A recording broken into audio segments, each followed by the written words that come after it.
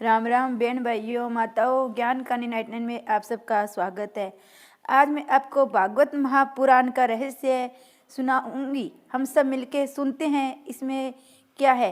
पहले हमने सुना नारद जी वृंदावन में फिरते हुए भक्ति और अपने दोनों बालकों के साथ ज्ञान और वैराग्य के साथ उदास बैठी है।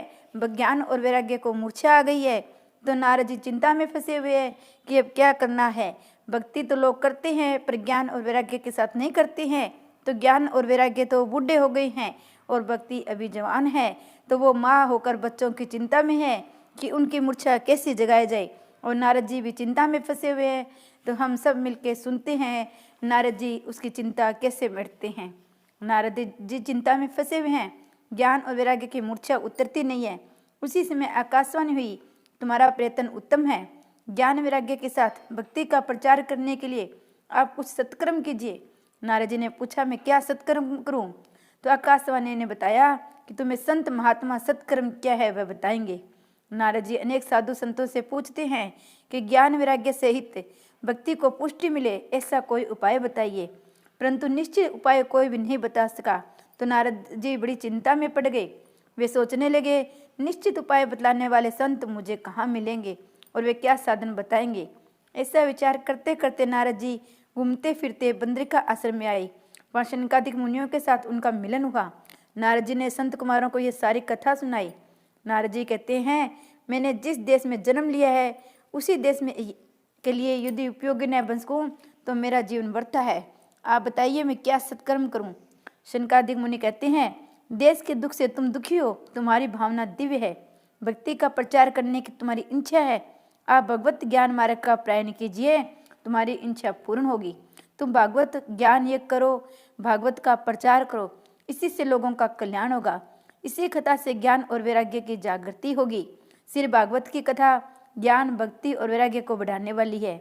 वेदों का प्रयाण करना अच्छा है, उससे आपकी इच्छा पूर्ण होगी, परंतु वेदों के अर्थ जल्दी समझ में नहीं आ सकते, इसलिए सर्व वेदों के सारूप इस भागवत का ज्ञान यज्ञ करो। श्री भागवत कथा का अमृतपान करने के लिए वहां से गंगा के किनारे गए। शुद्र भूमि में सात्विक भाव जागते हैं। भूमि का प्रभाव सूक्ष्म रीति से मन पर अवश्य पड़ता है। भोग भूमि भक्ति में बांधक है। श्री गंगा जी का तट ज्ञान भूमि है, अतः आज्ञा की कि गंगा के किनारे चलो। श्री नारद जी संत कुमारों के साथ आनंद वन में गए। सनत कुमार श्री व्यास आश्रम में आए हैं। नारद जी हाथ जोड़कर बैठे हुए हैं। वह ऋषि मुनि भी श्री भागवत कथा का पान करने आए हैं। जो नहीं आए थे उन सभी के घर भृगु ऋषि जाते हैं, विनीत भाव से वंदन करके उनको कथा में ले आते हैं। सत्कर्म में दूसरों की प्रेरणा दे, उसी में भी पुण्य मिलता है। कथा के आरंभ में भगवान का जय जयकार करते हैं और हरे नमः को शुद्ध उच्चारण करते हैं। ये हरे नमः महामंत्र है। सारी प्रवृत्तियों को छोड़कर मनुष्य ध्यान में बैठता है, वहाँ भी माया विघ्न करती है। अनादिकाल में मनुष्य को माया के साथ युद्ध होता आया है। जीव ईश्वर के पास जाता है तो माया को ये अप्रिय लगता है। जीव सब प्रकार के मोह छोड़कर प्रभु के पास जाए, वह माया को प्रिय नहीं लगता है। माया का कोई एक रूप नहीं है। ईश्वर जिस प्रकार व्यापक है वैसी माया के व्यापक जैसी है। जीव और ईश्वर के मिलने में विघ्न करती है माया। माया मन को चंचल बनाती है। माया मनुष्य को समझाती है। स्त्री बालक और धन संपत्ति आदि में ही सुख है। मनुष्य को माया पराजित कर देती है। मनुष्य की हार होती है और माया की जीत होती है। इसका कारण यह है कि मनुष्य प्रभु की जय जयकार करता नहीं है। कथा भजन में प्रेम से ईश्वर का जय जयकार करना चाहिए, जिससे माया की हार हो और अपनी जीत हो। प्रभु का जय जयकार करोगे तो तुम्हारी भी जीत होगी और तुम्हारी भी जय जयकार होगी। भूख और तृष्णा को भूलोगे नहीं तो पाप होते रहेंगे। भूख और प्यास को सहन करने की आदत होनी चाहिए। आगे कथा आएगी। राजा परीक्षित जी की बुद्धि भूख और प्यास के कारण ही बिगड़ी थी। सूत जी सावधान करते हैं, हे राजन, नारद जी आज श्रोता बनकर बैठे हैं और शनकादिक आसन पर विराजमान है, अतः जय जयकार शुद्ध होने लगा है। ये भागवत की कथा अति दिव्य है। इस कथा को जो प्रेम से सुनेगा उसके कान में से ये परमात्मा हृदय में उतरेंगे। नेत्र और स्रोत को जो पवित्र रखते हैं उनके हृदय में से परमात्मा आते हैं। भगवान श्री कृष्ण कान में से, आंख में से, मन में आते हैं। बार बार जो श्री कृष्ण की कथा सुनता है उसके कान में श्री कृष्ण हृदय में पधारते हैं। पाप भी कान में ही मन में आता है। कान को कथा श्रवण कराओगे, आप श्री भगवान की कथा सुनाओगे तो मन भगवान में स्थिर होगा, कान में से भगवान हृदय में आएंगे। श्री भगवान के हृदय प्रवेश के लिए हमारी देह, आंखें और कान द्वार है, साधन है। कई लोग आंखों से प्रभु के स्वरूप को मन में उतारते हैं, तो कुछ लोग कान से श्रवण करके श्री भगवान को हृदय में उतारते हैं। अतः आंख और कान दोनों को पवित्र रखो, वहाँ श्री कृष्ण को पधारेंगे। प्रत्येक सत्कर्म के आरंभ में शांति पाठ किया जाता है। उसका मंत्र है ओम भद्र कृणेबी सूक्ष्म देवा। हे देव, कानों में हम कल्याणकारी वचन सुने, कान और आंख पवित्र हो। फिर संत कुमारों का आरंभ हो। इसलिए तो पूजा के में गुरु महाराज कान और आंखों को पानी लगाने को कहते हैं। विशाल इंद्रियों में परमात्मा का प्रकाश होता है, इसलिए इंद्रियों को शुद्ध करो और शुद्ध रखो। मन को भी शुद्ध करो और शुद्ध रखो। काल नहीं बिगड़ा है, मन ही बिगड़ा है। नेत्र स्रोत को पवित्र करने के बाद कथा का आरंभ होता है। शनकादिक मुनि कहते हैं इस भागवत शास्त्र में 18,000 श्लोक है। 18 की संख्या परिपूर्ण है। श्री रामकृष्ण परिपूर्ण है, अतः नवमी के दिन प्रकट हुए हैं। श्री कृष्ण नवमी के दिन ही गोकुल में आए हैं, तभी नंद महोत्सव करने में आया है। श्री राम जी की 12 कला है, श्री कृष्ण जी की 16 कला। ऐसा भेद नहीं करना चाहिए। श्री भागवत में मुख्य कथा है नंद महोत्सव की। इस कथा के भी 18 श्लोक है। श्री भागवत पर प्राचीन और उत्तम टीका श्रीधर स्वामी जी का है।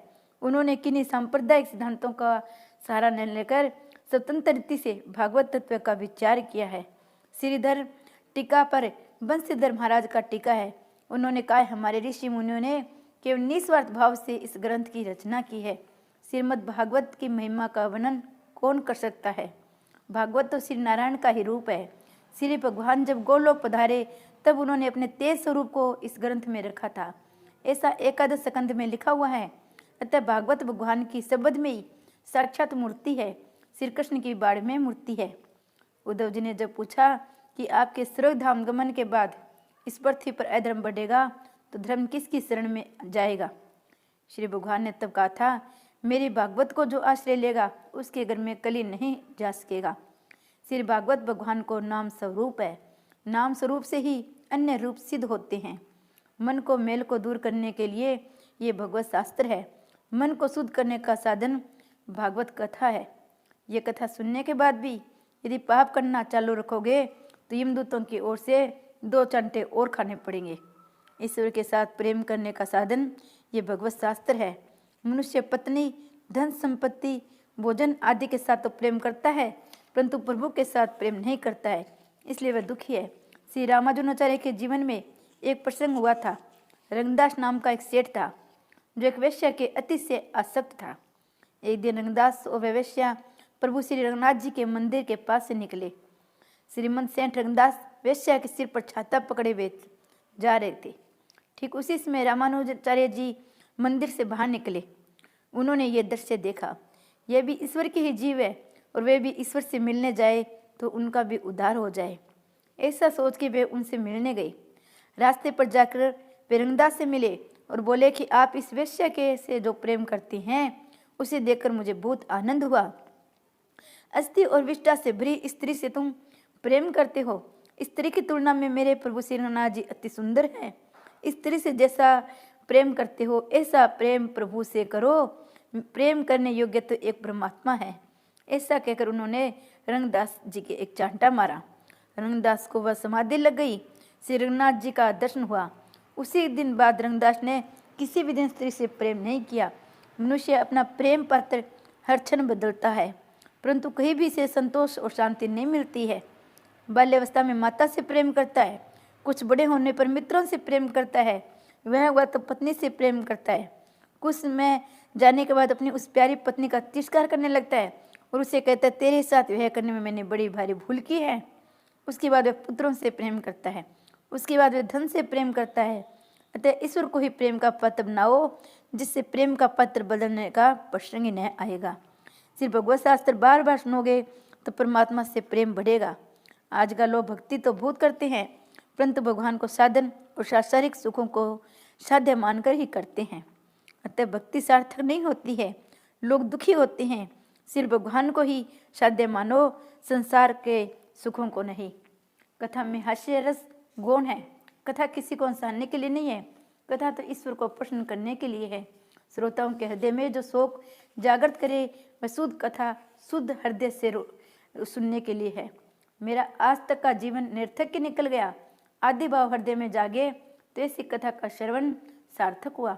कथा सुनने के बाद पाप न छूटे, वैराग्य उत्पन्न हो तो कथा का श्रवण किस काम का। श्री भगवत के दर्शन से, श्रवण से, पूजन से पापों का नाश होता है। श्रीमद् भागवत के श्रवण मात्र से ही सदगति मिलती है। कथा श्रवण का लाभ आत्मदेव ब्राह्मण का चरित्र कहकर बतलाया गया है। बिना दृष्टांत के सिद्धांत मन को नहीं छूता, अतः आत्मदेव ब्राह्मण को चरित्र कहा गया है। कथा केवल रूपक नहीं है, कथा की लीला सच्ची है। उसमें कहा गया आध्यात्मिक सिद्धांत भी सत्य है। तुंगभद्रा नदी के किनारे एक गांव था। वहाँ आत्मदेव नामक एक ब्राह्मण अपनी पत्नी धुंधली के साथ रहता था।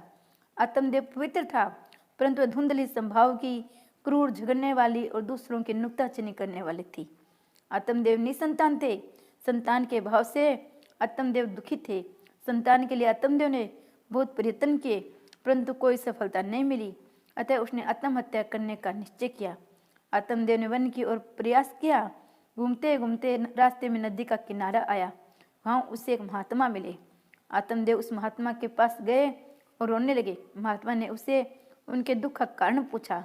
आत्मदेव ने कहा, मेरे पास खाने पीने के लिए तो बहुत कुछ है, परंतु मेरे बाद खाने वाला कोई नहीं है, अतः मैं दुखी हूँ। इसलिए मरने की इच्छा से आत्महत्या करने के लिए आया हूँ। महात्मा जी ने कहा, तुम्हें कोई संतान नहीं है, ये तो परमात्मा की कृपा है। पुत्र परिवार न हो तो समझ लो श्री ठाकुर जी ने तुम्हारे हाथों से ही सब कुछ कराने को तुम्हारे भाग्य में लिखा है, इसलिए तुम्हें कोई संतान नहीं दी। पुत्र तो दुख रूप है। ईश्वर जैसी भी स्थिति में रखे वैसे ही संतोष मानकर ईश्वर का स्मरण करना चाहिए। तुकाराम महाराज जी कहते हैं, ठेविले अंते ते सची रहावे, चिंती असोधावे समाधान। अतः ईश्वर जिस स्थिति में रखे उसी में आनंद मानना चाहिए। एक बार एकनाथ महाराज जी विठलनाथ जी के मंदिर में दर्शन करने गए। एकनाथ जी को सुयोग्य पत्नी मिली थी, इसलिए वे भगवान का उपकार मानते थे। वे कहते थे, मुझे स्त्री का संग नहीं सत्संग दिया है। थोड़ी देर बाद उस मंदिर में भगत तुकाराम जी भी दर्शन करने आए। तुकाराम जी की पत्नी कर्कशा थी। कर्कशा पत्नी के भी तुकाराम जी को भगवत का उपकार मानते थे। वे कहते थे, हे भगवान, यदि तुमने अच्छी सुंदर पत्नी दी होती तो मैं सारा दिन उसी के पीछे लगा रहता और तुमको भी भूल जाता। अतः मेरा तो कर्कशा पत्नी मिलने पर ही भला हुआ है। एकनाथ जी की अनुकूल पत्नी मिली तो उन्हें इसी में आनंद है। तुकाराम जी की प्रतिकूल पत्नी मिली तो उसी में भी आनंद है। दोनों को अपनी अपनी परिस्थिति में संतोष है और भगवान का उपकार मानते हैं। अपनी पत्नी की मृत्यु हुई तो नरसिंह मेहता ने भी आनंदी माना और कहा, बलो भयो भागी जंजाल, सुखे बजीसु श्री गोपाल। अर्थात अच्छा हुआ, कुटुंब का झंझट छूट गया। अब तो मैं बड़े सुख से निश्चित मन से श्री गोपाल का भजन कर सकूंगा। एक संत की पत्नी अनुकूला थी, दूसरे की प्रतिकूला थी, तीसरे को संसार छोड़कर चली गई। फिर भी तीनों महात्मा अपनी अपनी परिस्थितियों में संतुष्ट है। सच्चा वैष्णव वही है जो किसी भी परिस्थिति में परमात्मा की कृपा का अनुभव करता है और मन को शांत और संतुष्ट रखता है। मन को शांत रखना भी बड़ा पुण्य का काम है। माता पिता और अपने पुत्र के लिए बहुत चिंता रहती है, परंतु पुत्रष्णा के साथ साथ अनेक वासनाएं भी आती है। पुत्रष्णा के पीछे वितेष्णा और वितेष्णा के पीछे लोकष्णा जागती है। आत्मदेव ने उस महात्मा से कहा, मुझे पुत्र दो, क्योंकि पुत्र ही पिता को सदगति देता है। ए पुत्र से गति निजे। वे महात्मा आत्मदेव को समझाते हैं कि ध्रुति भगवती एक स्थान पर कहती है कि पुत्र से मुक्ति नहीं मिलती। वंश के लिए रक्षण के लिए कर्म करो। यदि पुत्र सदगति दे सकता हो तो संसार में प्राय सभी के पुत्र होते हैं, अतः उन सभी को सदगति मिलनी चाहिए। पिता को ऐसी आशा कभी नहीं रखनी चाहिए कि मेरा पुत्र श्राद्ध करेगा तो मेरी सदगति हो जाएगी। श्राद्ध करने से वह जीव अच्छी योनि में तो जाता है, परंतु ऐसा मत समझो वह जन्म मृत्यु के फेर से छूट ही जाएगा। श्राद्ध और पिंडदान मुक्ति नहीं दिला सकते। श्रद्धा कर्म धर्म है। श्राद्ध करने से नरक से तो छुटकारा मिलता है, परंतु केवल श्राद्ध करने से मुक्ति नहीं मिलती। श्राद्ध करने की मनाही नहीं करते हैं। श्राद्ध करने के लिए पितृगण प्रश्न होते हैं और आशीर्वाद देते हैं। पिंडदान का सही अर्थ कोई समझता नहीं है। इस शरीर को पिंड कहते हैं। इस परमात्मा को अर्पणा करना ही पिंडदान है। ये निश्चित करना है कि मुझे अपना जीवन ईश्वर को अर्पण करना है, और इस प्रकार जीवन जो ईश्वर को अर्पण करे उसी का जीवन सार्थक है, उसी का पिंडदान सच्चा है। अन्यथा यदि केवल आटे के पिंडदान से ही मुक्ति मिल जाती तो ऋषि मुनि ध्यान योग तप आदि साधनों का निर्देश करते ही क्यों। जीवन मृत्यु के त्रास से छूटता है। केवल सत्कर्म व सत्कर्म ही अपना किया हुआ स्वयं ही अपनी आत्मा को उद्धार करता है। जीव स्वयं ही अपना उद्धार कर सकता है। राम राम बहन भाइयों माताओं, ज्ञान का निर्णय में आप अपने द्वारा ही स्वागत है। अपनी आत्मा का श्रीमद् भागवत महापुराण का रहस्य आज चौथा दिन में आपको सुनाऊंगी कि आगे क्या लिखा है। हम सब सुनते हैं। पिछले रहस्य में हमने सुना सुखदेव जी प्रचार करने निकला है और परीक्षित राजा को 7 दिन में गति मिलती है। 7 दिन में अगर राजा परीक्षित बनेगा, श्रोता हो वक्ता